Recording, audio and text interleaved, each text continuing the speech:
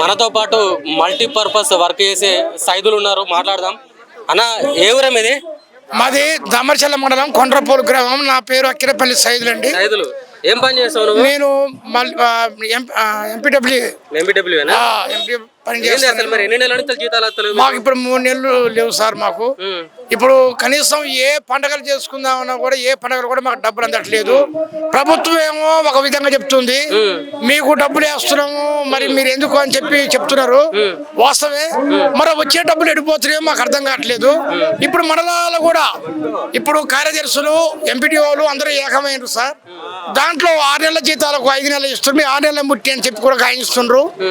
ఈ విధంగా చేసి అట్లా వాళ్ళు అందరూ ఏకమై తింటున్నారు. ఇక్కడ ముఖ్యంగా చెప్పేది ఏంటంటే, మరి మీ యొక్క గ్రామ పంచాయతీలకు మీ కార్మికులకు మేము గెలవగానే మీకు పర్మిట్లు చేస్తాం, వేతనాలు పెంచుతాం, మీకు కావాల్సినటువంటి భద్రత కూడా మీకు కల్పిస్తాం. మీరు అన్ని విధంగా చెప్పి కూడా ఇంతవరకు 15 నెలలు గడిచినా కూడా ఇంతవరకు ఏది కూడా లేదండి.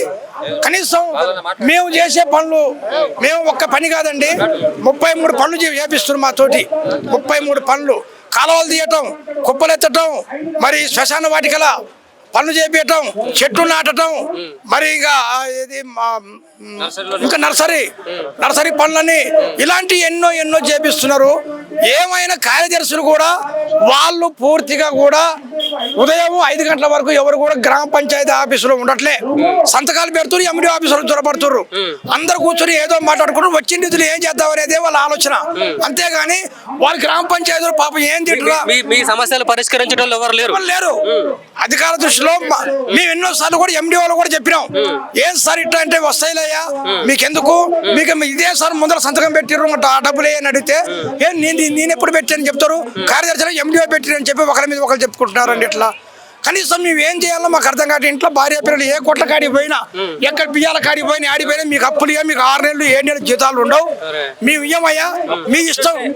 ఎక్కడ చూసినా అప్పు పుట్టట్లే, ఎవరి కాడికి పోయినా కూడా కింద అప్పు కూడా మా గ్రామ పంచాయతీ అంటే అప్పులు ఇవ్వట్లేదండి. మళ్ళీ వాళ్ళ యొక్క చెత్త చెదాలు మొత్తం కూడా శుభ్రం చేయాలి, బళ్ళు కూడా ఊకాలి.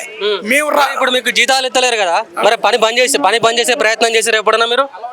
మేము ఇంతవరకు ఆ పని చేయలేదు సార్.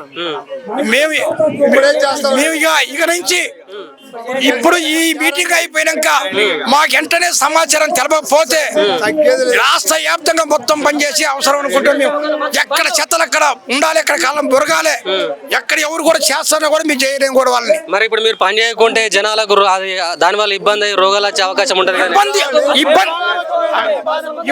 ఇబ్బంది వస్తాయనే మేము ఇంతవరకు పని చేయకుండా మేము ఉన్నాం. మరి మా పైన మరి ప్రభుత్వం మాకు దృష్టి ఎందుకు ఉండదు? వాళ్ళు కష్టపడి పని చేసేవాళ్ళు, వాళ్ళ కార్మికులకు వాళ్ళకి ఇవ్వాలి. ఎవరో ఏసీలో కూర్చోవడం లక్షలు తీసుకుంటున్నారు.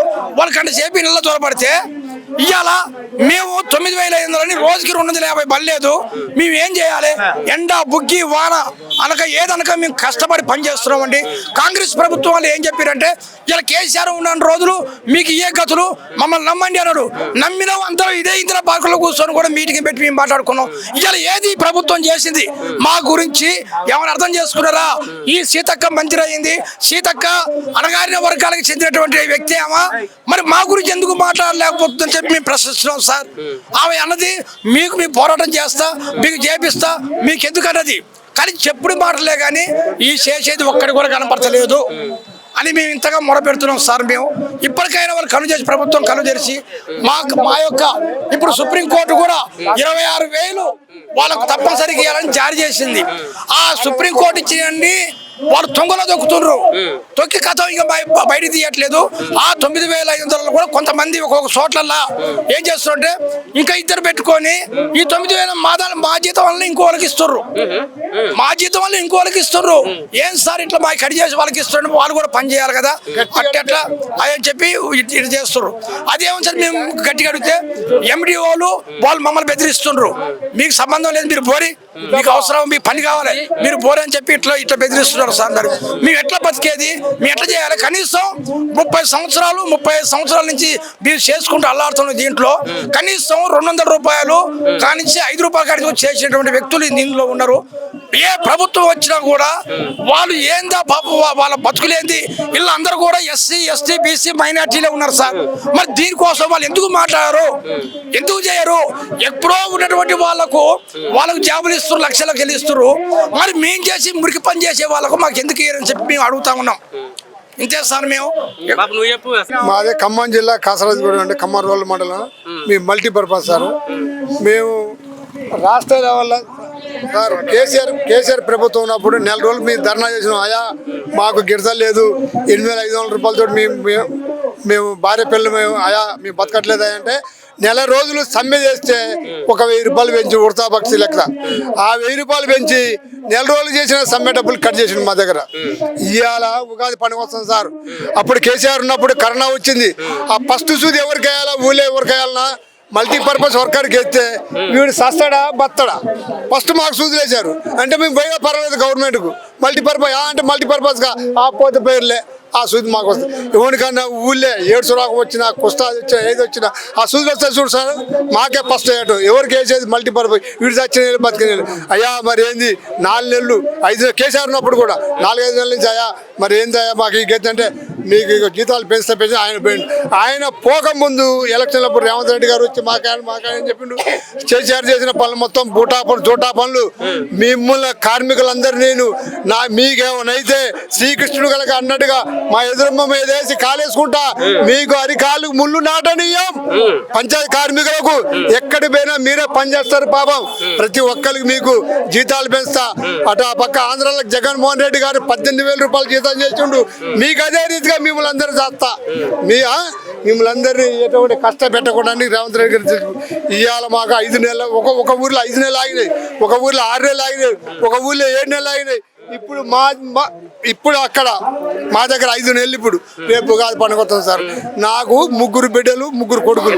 మరి కుటుంబం ఎట్లా గడుపుతుంది? ఎక్కడ గడిపినండి, ఎక్కడి పోయినా కూడా అప్పు ఇచ్చడం ఏం చేస్తుంది, నెలనాడు వస్తాయిలే అని అప్పు పెడతారు.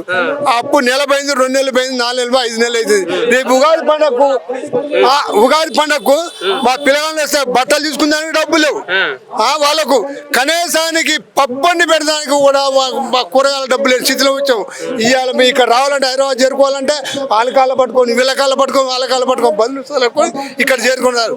ఒకవేళ మాకు రేవంత్ రెడ్డి గారు సీతక్క ఇప్పుడు పంచాయతీ ఎవరు ఆమె కదా వెనకబడి తరగతులు ఆమె కూడా మా లెక్క వచ్చిన కింద నుంచి పైకి వచ్చిన ఆమె కూడా చెప్పింది, అన్నలారా అక్కలారా మీరు నన్ను అక్కనే పిలవాలి కానీ ఏంటంటే పిలవద్దు. ఆ రీతిగా చెప్పింది మా అక్క గారు. ఆ అక్కను వచ్చి వాళ్ళ అసెంబ్లీ సమావేశాలు నడుతున్నాయిగా, ఆ అక్క వచ్చి ఇక్కడికి వచ్చి మా అందరికి సమాధానం చెప్పి అక్కగారు వచ్చి అయ్యా మీ జీతాలు పెంచుతాం, మీ జీతాలు మీకు ఇస్తాం. మన అన్న రేవంత్ రెడ్డి అన్న నేను రాకెట్ కట్టిన మమ్మల్ని చెల్లెలాగా చూసుకుంటాడు, మిమ్మల్ని మీ భార్య మీ చుట్టాల పక్కాలు కూడా అట్లే చూసుకుంటాడు అని అక్క వచ్చి మా సైజ్ కాడికి వచ్చి మాకు సమాధానం చెప్పి మాకు జీతాలు పెంచి మా జీతాలు మాకు ఇప్పేయాలని మీకు కోరుకుంటాను సీతక్కని. అవునా కాదు చెప్పండి? సీతక్క గారు ఏమని చెప్పింది రేవంత్ రెడ్డి గారు గడిపి మన అన్న మన కొరక పుట్టొచ్చుండు కేసీఆర్ ఒక 1.5 రూపాయలు రాక్షసుని కాలేసి వచ్చినావు మన అన్నగారు మన అందరికి న్యాయం చేస్తామని చెప్పారు ఆ రోజు. ఈ మల్టీపర్పస్ వర్క్ తీసుకొచ్చినందుక కేసీఆర్ గద్ద దింపినండి. మల్టీపర్పస్ ఇంత ముందు ఎవరి పని వాళ్ళు చేసుకుని ఎవరి వాళ్ళు పోయేది. ఇవాళ మల్టీపర్పస్ అంటే ఒక పని కాదు.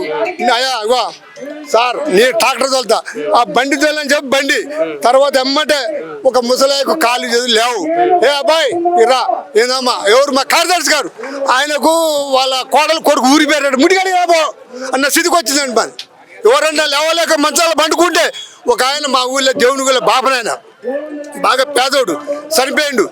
మేము మల్టీపర్పస్ ఇల్లు తిరిగి కట్లడుకొచ్చి ఆయనకు తలగోరి పెట్టినాం. మేము బూడిదెత్తిపోతున్నాం స్థానాలు కూడా మేము ఒక కన్న అడగండి. ఇప్పుడు ఊరు మొత్తం ఆయనకు తలగోరి పెట్టినాం. మేము బూడిదెత్తిపోయి మేమే ఆ స్థితిగా మమ్మల్ని వాడుకుంటా ఇవాళ రేవంత్ రెడ్డి గారు కానీ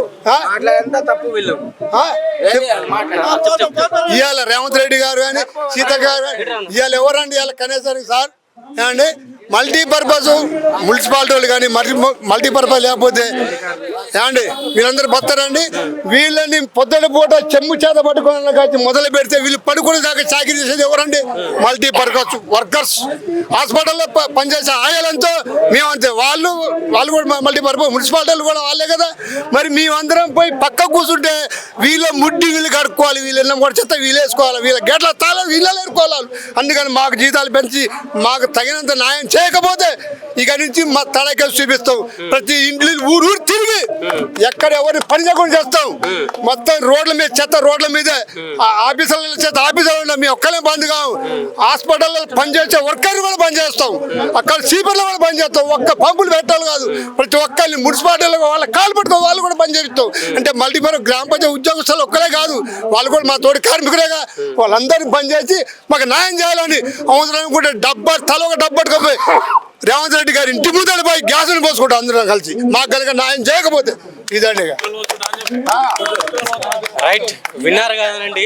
అంటే దాదాపుగా గత 6 నెలల నుంచి జీతాలు రావట్లేదని చెప్పేసి మా కుటుంబ పోషణ ఎలా గడుస్తుందని చెప్పేసి ఇక్కడ వీళ్ళు ఆవేదన చెందుతున్న పరిస్థితి కనిపిస్తుంది.